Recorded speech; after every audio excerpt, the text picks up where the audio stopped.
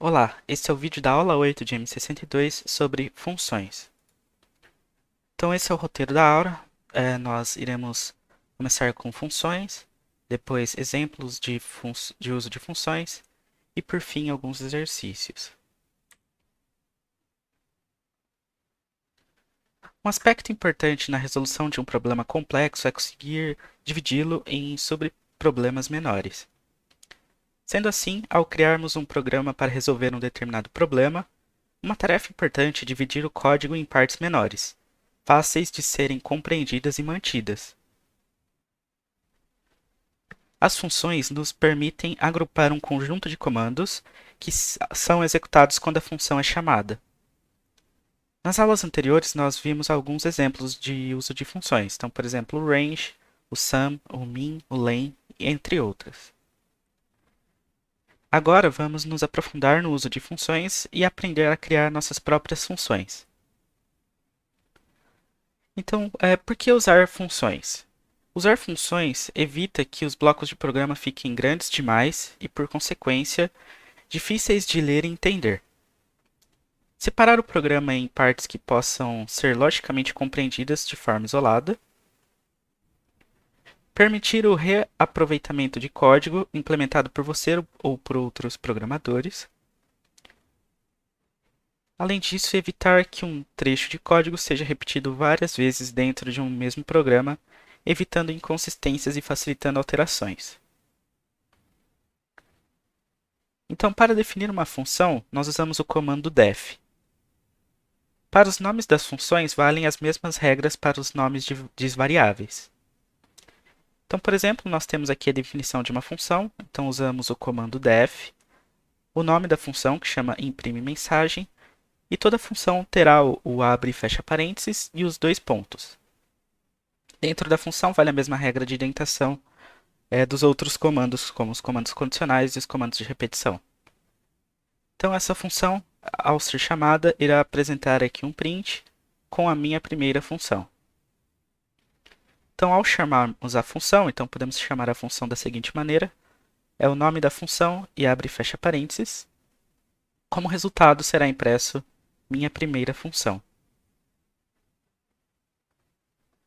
Precisamos sempre definir uma função antes de usá-la.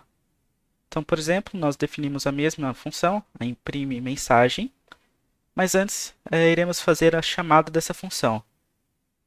Com isso, será gerado um erro indicando que essa função não foi definida. Então, sempre ao chamarmos uma função, devemos primeiro definir ela.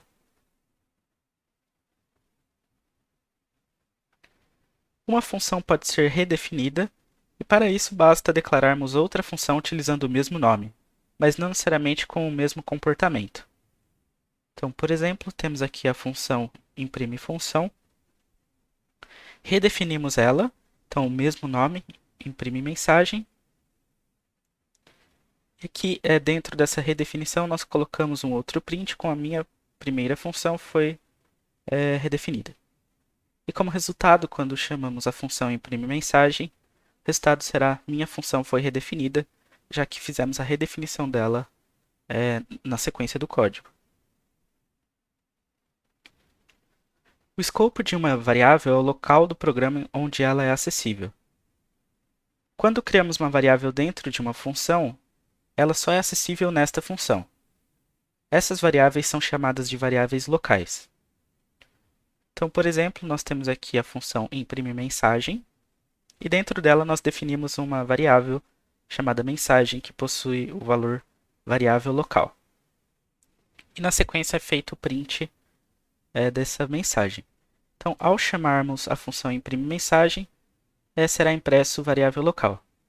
Porém, ao realizarmos o print de mensagem, que foi essa variável local definida dentro da função, ocorrerá um erro indicando que mensagem não foi definido, já que essa variável vale apenas para dentro da função.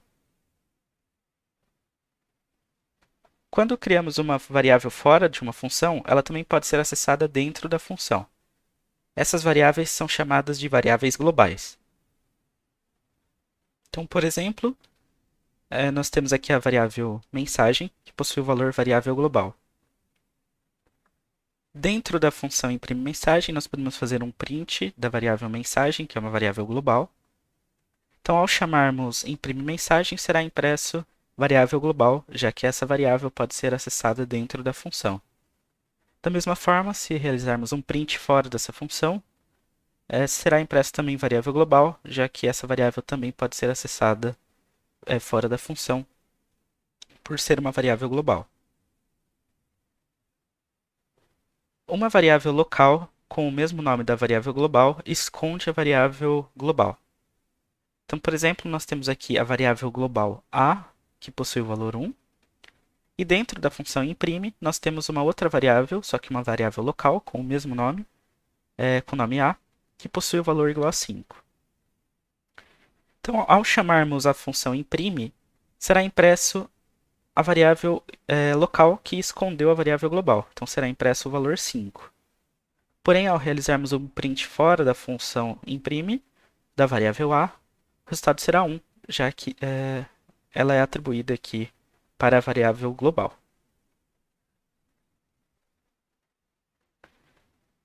Da mesma forma, agora nós temos a variável global a com o valor igual a 1, e nós temos uma variável a, que recebe o valor de a mais 1, depois é impresso a.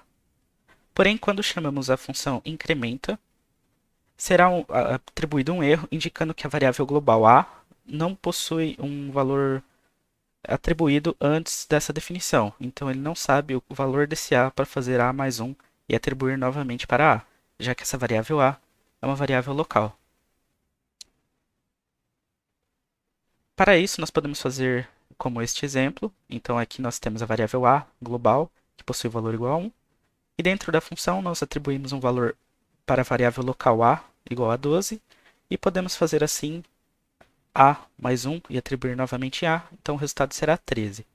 Então, ao chamarmos a função incrementa, será impresso 13.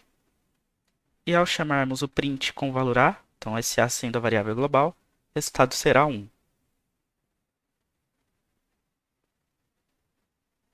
Na medida do possível, devemos evitar o uso de variáveis globais dentro da função, o que dificulta a compreensão, manutenção e reuso de funções. Se uma informação externa for necessário, ela deve ser fornecida como um argumento da função. Precisamos definir argumentos que devem ser informados na chamada da função. Então, por exemplo, essa função imprime mensagem agora possui um argumento.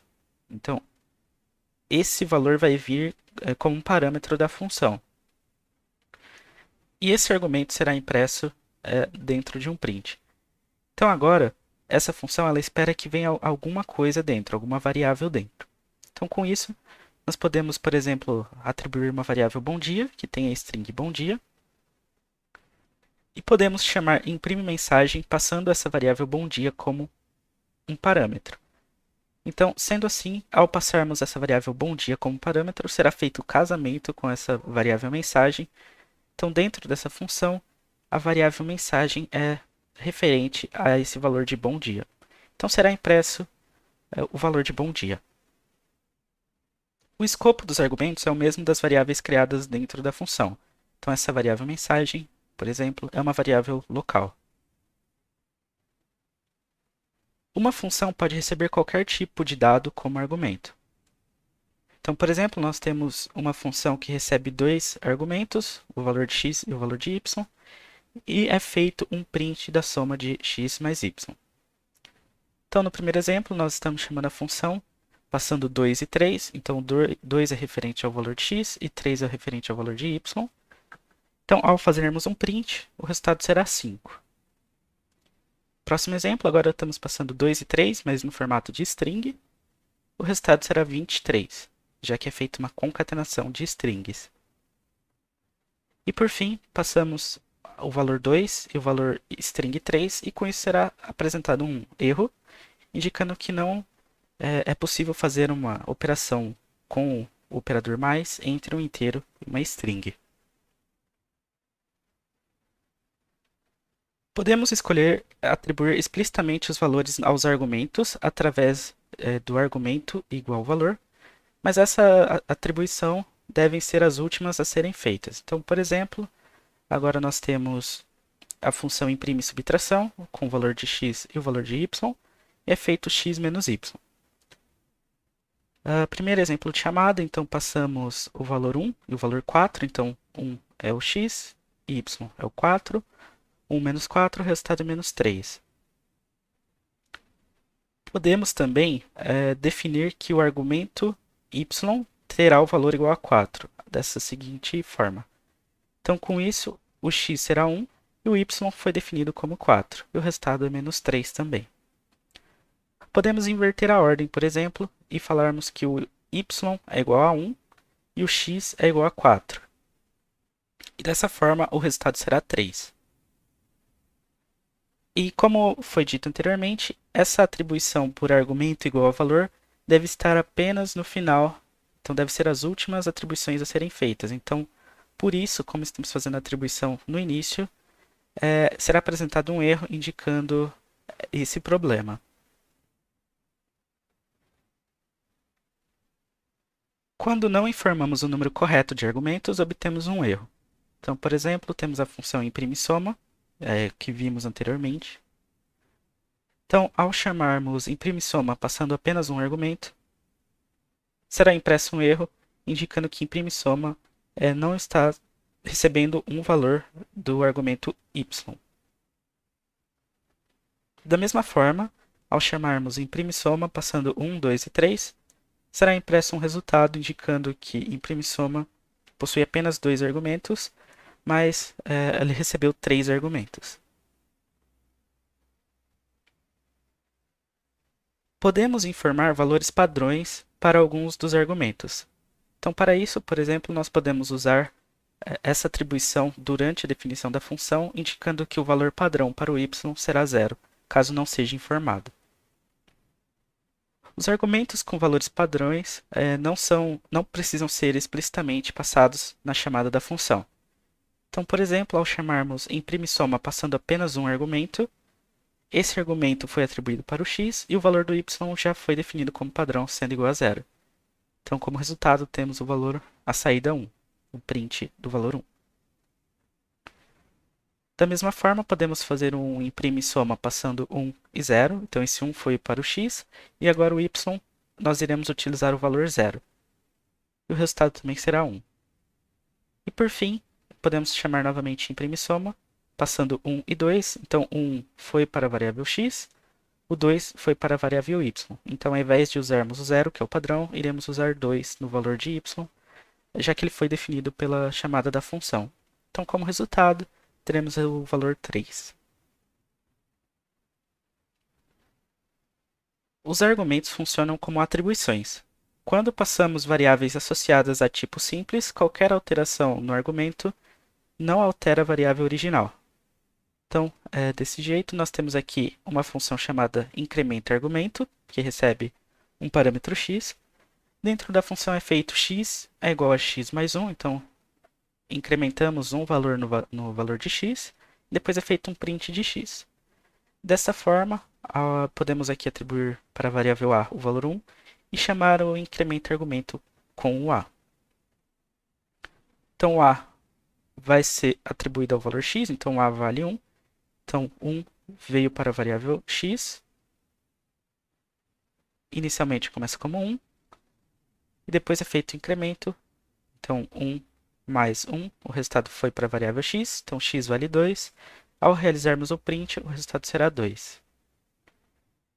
Depois, nós podemos fazer um print em a para ver se existem algumas alterações. Porém, não é feita nenhuma alteração na variável a. Assim como no caso de atribuições, quando os argumentos são estruturas mutáveis, como listas e dicionários, estamos apenas dando um novo nome para a mesma estrutura.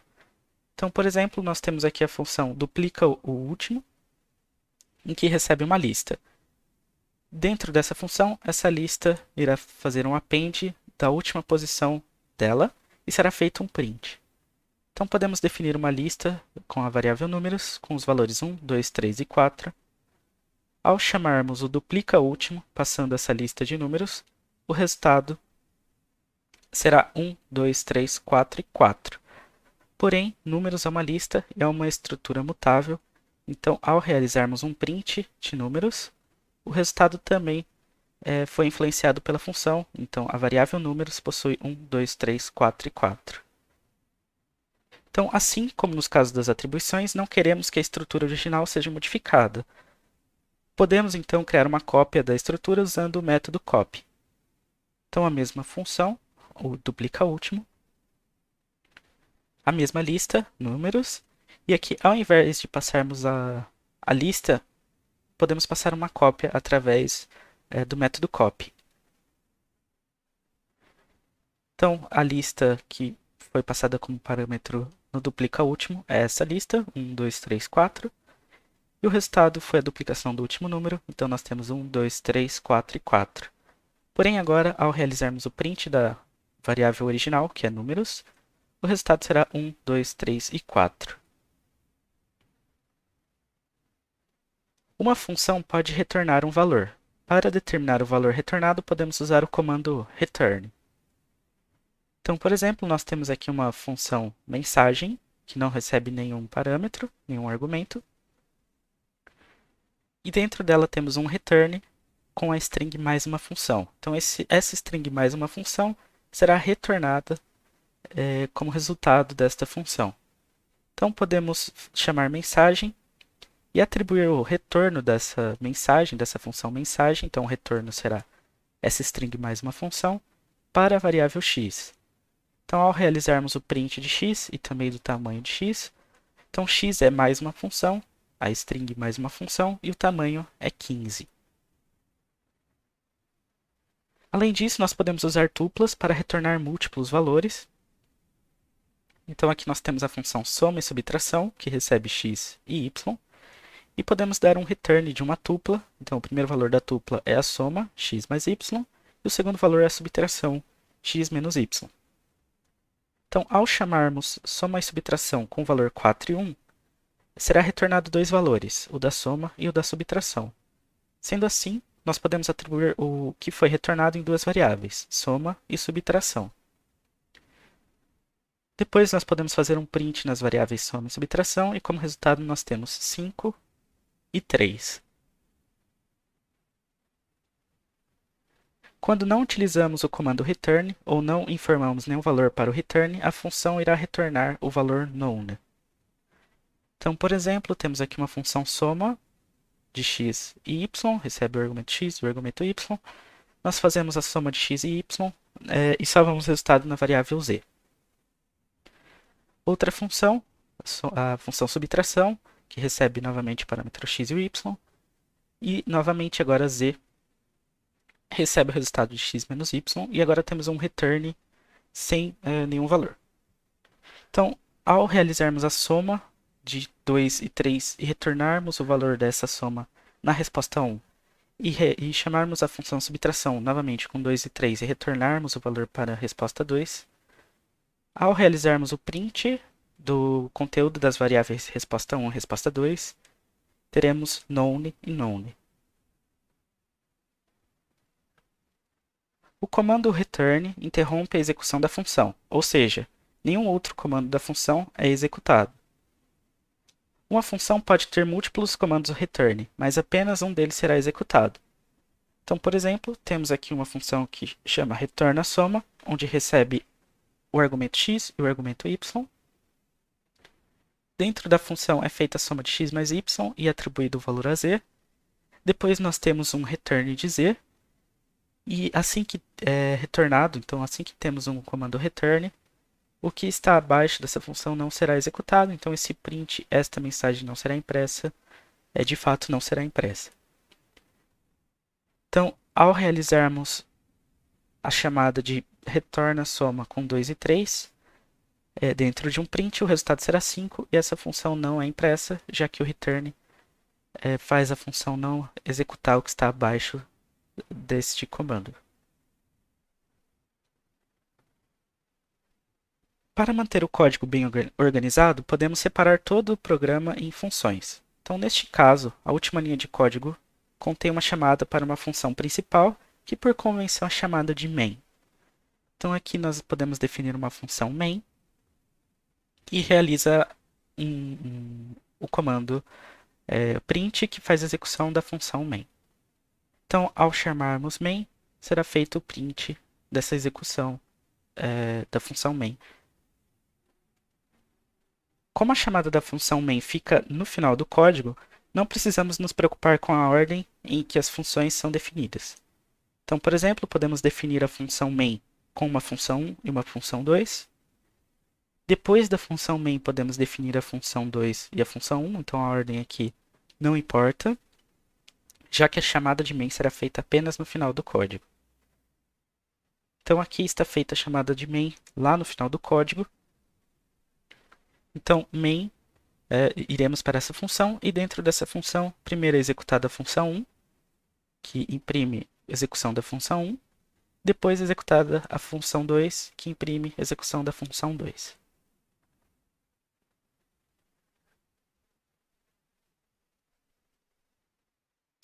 Então agora nós vamos ver alguns exemplos de uso de funções. Então, em aulas anteriores, nós vimos como testar se um número é primo. Então, o usuário irá digitar um valor n para ser verificado se é primo. Depois é feita a verificação de 2 até a raiz do número, mais 1, verificando se o número dividido, o resto da divisão do número pelo divisor atual for igual a zero, então significa que ele não é primo. E será feito um break dentro desse for. E ao final nós verificamos se a variável prima é true, então podemos imprimir o primo. Caso contrário, ele é um número composto, então será impresso composto. Então vamos criar uma função que realiza esse teste. Então aqui, antes de criarmos a função, nós podemos fazer alguns trechos de código, onde é feita essa leitura do valor n, em que será testado se é um se é um valor primo. E aqui nós podemos verificar se o resultado da testa primo for true, se o retorno for true, então este número é primo. Caso contrário, então se isso aqui for false, ele entrará no else, que indicará que o número é composto. Então podemos implementar a função testa_primo, em que recebe como um argumento um valor n.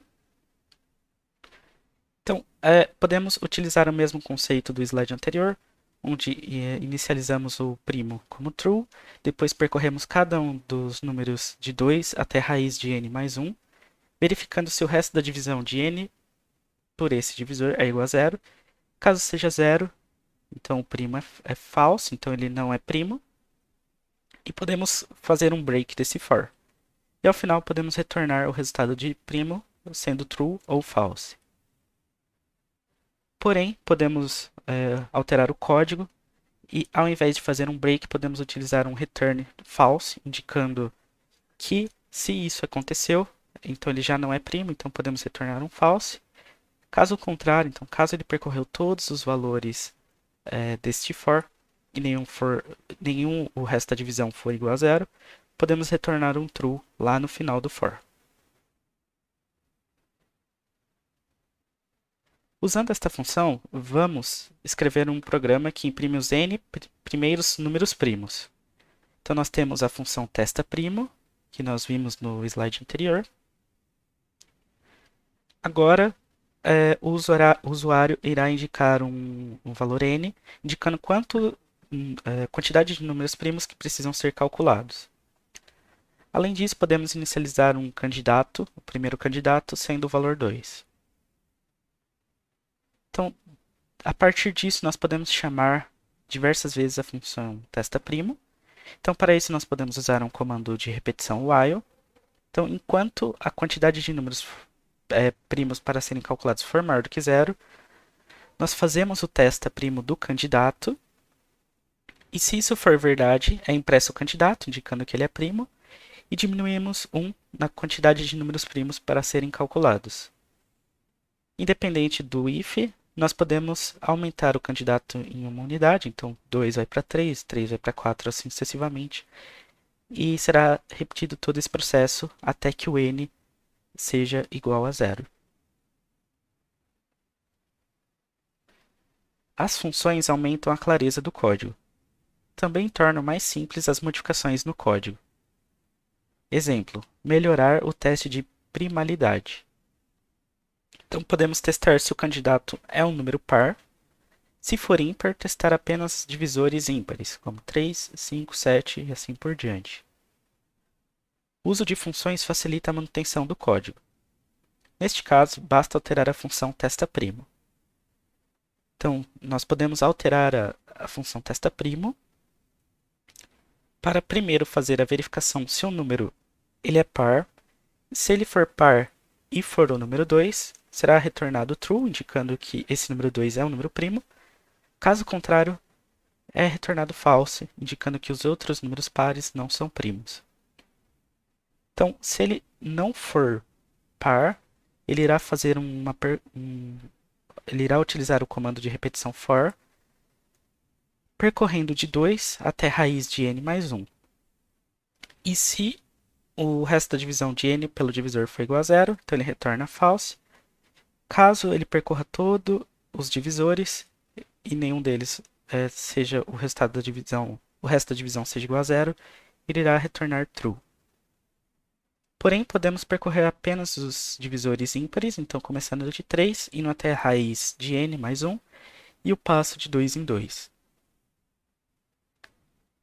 Além disso, podemos atualizar e otimizar o código na parte do teste de números pares. Então, se ele for par, nós iremos retornar o resultado de n sendo igual a 2. Então, isso será true ou false. Então, se n for igual a 2, o retorno será true. Caso contrário, o retorno será false. E assim nós temos a função final testa_primo. Então agora vamos criar uma função que recebe um valor em segundos e imprime este valor em horas, minutos e segundos. Então essa função tem o nome convertTempo_segundos. Ela recebe como argumento segundos totais. Então para isso nós podemos converter para horas. Então a conversão para horas será a divisão inteira de segundos totais por 3.600. Além disso, teremos um resto dessa divisão. O resto da divisão será salvo na variável resto, feita através de segundos totais módulo 3.600. A quantidade de minutos será igual a esse resto da divisão, a variável resto, que possui o resto da divisão de segundos totais por 3.600, dividido, sendo uma divisão inteira, por 60. E a quantidade de segundos é a variável resto módulo 60, indicando o resto dessa divisão. Ao final, nós podemos imprimir, utilizando o conceito de format, a quantidade de horas, minutos e segundos. Então, ao realizarmos a chamada de convertTempo_segundos para o número 65.135, o resultado será 18 horas, 5 minutos e 35 segundos. Se quisermos receber o tempo em minutos, podemos usar a função anterior também. Então agora nós temos uma função auxiliar que chama convertTempo_minutos, que ela recebe minutos totais. E dentro dela nós chamamos a função convertTempo_segundos, passando os minutos totais vezes 60 para transformar esses minutos em segundos. Então agora chamando convertTempo_minutos com valor 539. Então esse valor 539 foi passado para essa função, e essa função chama a função convertTempo_segundos, passando esse valor, 539 vezes 60, para a função anterior. E como resultado nós temos 8 horas, 59 minutos e 0 segundos. E o mesmo princípio nós podemos utilizar para o tempo em horas. Então agora nós temos aqui a função convertTempo_horas, que recebe horas totais. E dentro dele nós podemos chamar convertTempo_segundos, passando horas totais vezes 3.600.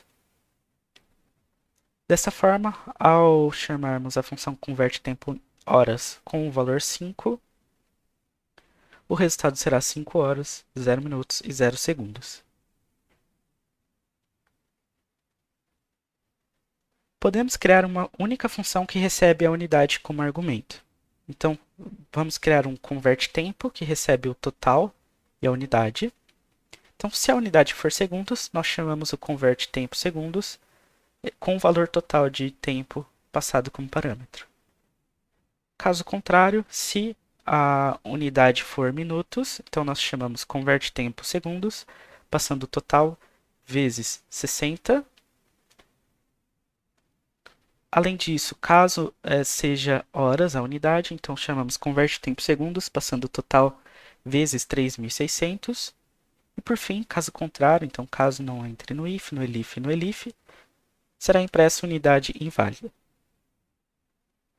Então, sendo assim, nós podemos chamar convert-tempo, passando 35.135 e a unidade de tempo segundos. E o resultado será 9 horas, 45 minutos e 35 segundos. Da mesma forma, podemos chamar convert-tempo, passando 539 e a unidade minutos. E o resultado será 8 horas, 59 minutos e 0 segundos. Além disso, nós podemos definir como padrão que a unidade é segundos. Então, assim, quando formos passar o tempo em segundos, já não precisamos informar o valor correspondente ao argumento unidade. Se quisermos agora imprimir o tempo em dias, basta modificar a função convert-tempo segundos. Então, nós temos a função convert-tempo segundos.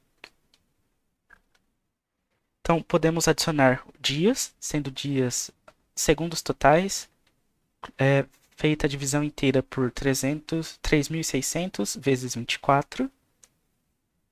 E os segundos do dia, nós podemos utilizar o resto da divisão de segundos totais por 3.600 vezes 24. Além disso, nós precisamos alterar horas e minutos e segundos e a variável resto para os segundos do dia. Além disso, precisamos alterar o print para conter dias, horas, minutos e segundos agora. Então, ao chamarmos o convert-tempo com o valor 1 milhão, nós teremos 11 dias, 13 horas, 46 minutos e 40 segundos. Por fim, vocês podem encontrar alguns exercícios na página de M62.